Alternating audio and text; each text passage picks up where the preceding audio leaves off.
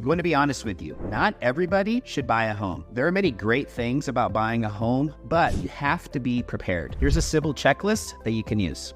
So number one, just how long do you expect to be in the area where you're buying your home? Now, you should plan on being in an area for at least a few years if you're buying a home there. Otherwise, it might be better off just renting for the time being. And number two, do you have a stable job where you have income that is reliable and consistent? This is super important because it's going to determine how much you can afford when looking at homes to purchase. And then number three, just do you have any savings? It's really important that you set aside some money just to help out with additional expenses that are inevitably going to happen when you buy your home, as well as just to make sure that if you were to lose your job or anything, major happen, that you're able to still weather the storm through that period of time. If you can successfully get through those three things, then you're ready to meet with a professional and start talking through what you can afford and identifying neighborhoods and areas that match your needs. See the caption below for what I recommend you do next.